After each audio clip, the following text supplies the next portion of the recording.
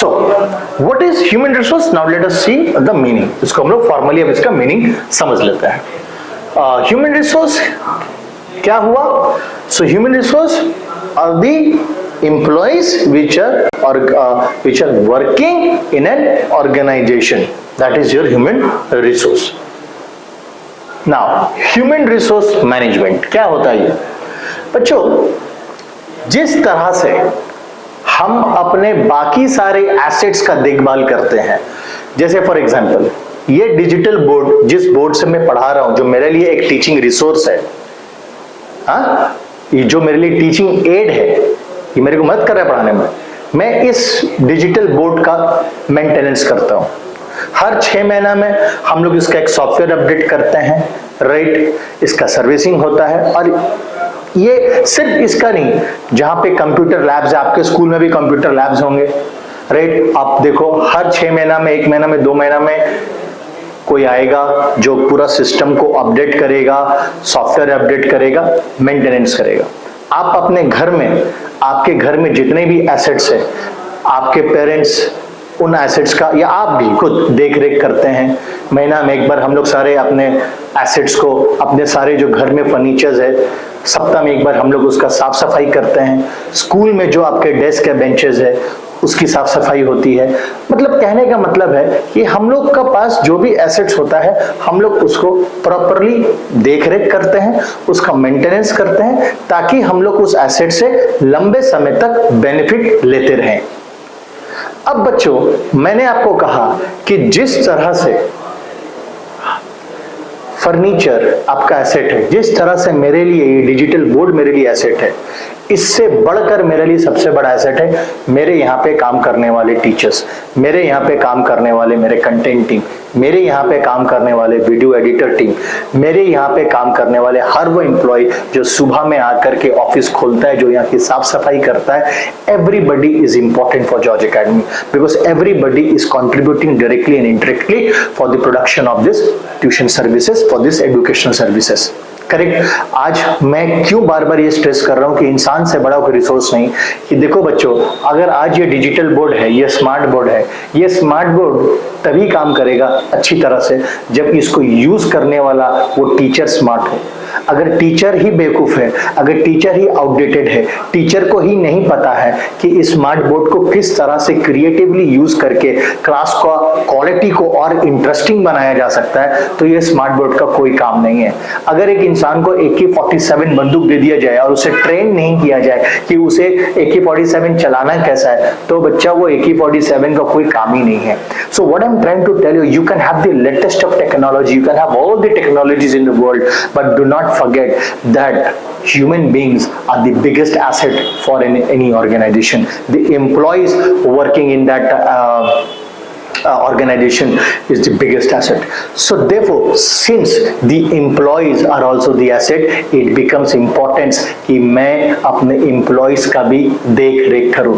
जैसे मैं अपने बाकी सारे assets का, आज मेरी घर की बिल्डिंग, मान लीजिए आज मेरी बिल्डिंग टूट गई, अगर आज मेरी बिल्डिंग की दीवारों में क्रैक्स आ गया, तो हम लोग क्या करते हैं, उसका रिपेयरिंग करवाते हैं. क्यों रिपेयरिंग करवाते हैं? ताकि फर्दर और डैमेज ना हो, राइट. हमारा फर्नीचर अगर कहीं से कुछ टूट गया है, तो हम लोग तुरंत कारपेंटर को बुला करके उसका रिपेयरिंग मेंटेनेंस करते हैं.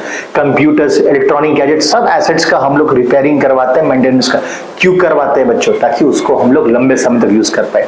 उसी तरह से हमारे एम्प्लॉय जो काम कर रहे हैं, हमें उसका भी देख रेख करना है. मतलब उनका देख रेख करना है, मतलब हमें ये देखना है कि हमारे एम्प्लॉयज शारीरिक और मानसिक रूप से स्वस्थ है, मेंटेन्ड है, ताकि वो लोग अपना 100% एफिशिएंसी दे पाए.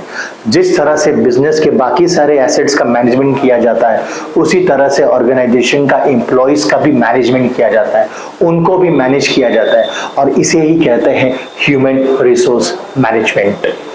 आज के डेट में हर ऑर्गेनाइजेशन में बच्चों एक अलग सा डिपार्टमेंट है, स्पेशली वो ऑर्गेनाइजेशन जिसमें ज्यादा लोग काम कर रहे हैं, 100, 200, 300, 400 लोग अगर काम कर रहे हैं किसी ऑर्गेनाइजेशन में, तो उस ऑर्गेनाइजेशन में आप देखोगे एक अलग सा डिपार्टमेंट सेट किया जाता है, जिस डिपार्टमेंट का नाम होता है ह्यूमन रिसोर्स डिपार्टमेंट, और उसका काम होता है ऑर्गेनाइजेशन का ह्यूमन रिसोर्स को मैनेज करना.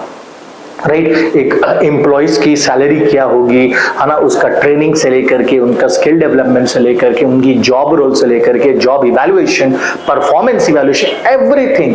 सो यू कैन से एम्प्लॉय से जुड़ा चाहे वो चपरासी क्यों ना हो, गेट कीपर क्यों ना हो, वहां से लेकर के एकदम हाई एंड तक जो बैठ के काम कर रहा है, सारे एम्प्लॉय से रिलेटेड अगर किसी भी तरह का इशू है वो सब ह्यूमन रिसोर्स मैनेजमेंट के अंदर में आता है, ह्यूमन रिसोर्स डिपार्टमेंट काम आता है. सो ह्यूमन रिसोर्स मैनेजमेंट क्या है, इसको हम लोग अगर सिंपल भाषा में समझे तो अपने एम्प्लॉइज को मैनेज करना. कैसे मैनेज करना, वो पॉलिसीज बनाना, वो रूल्स रेगुलेशंस बनाना, ऑब्जेक्टिव सेट्स करना, वो एम्स टारगेट सेट्स करना, है ना, वो फ्रेमवर्क बनाना जिस फ्रेमवर्क के अंदर एम्प्लॉइज काम करेंगे.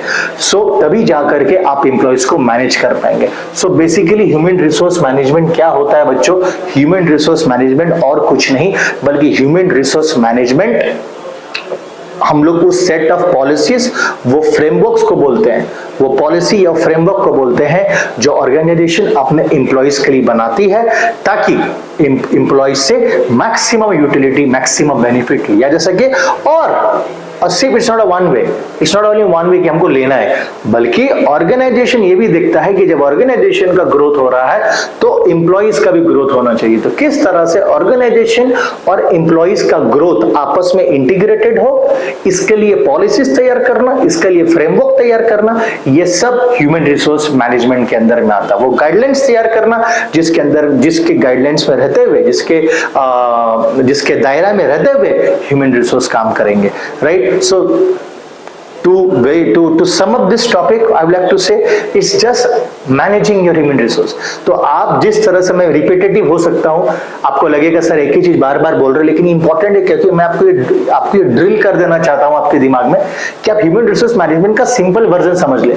जिस तरह से हम लोग अपने बाकी सारे एसेट्स का मैनेजमेंट करते हैं, देखरेख करते हैं, बस ह्यूमन रिसोर्स मैनेजमेंट भी अपने ह्यूमन बीइंग जो हमारे लिए सबसे बड़े एसेट्स है उनको देखरेख करने के लिए जो हम लोग प्रिंसिपल्स, पॉलिसीज, गाइडलाइंस, फ्रेमवर्क तैयार करता है, वो सब ह्यूमन रिसोर्स मैनेजमेंट के अंदर में आता है.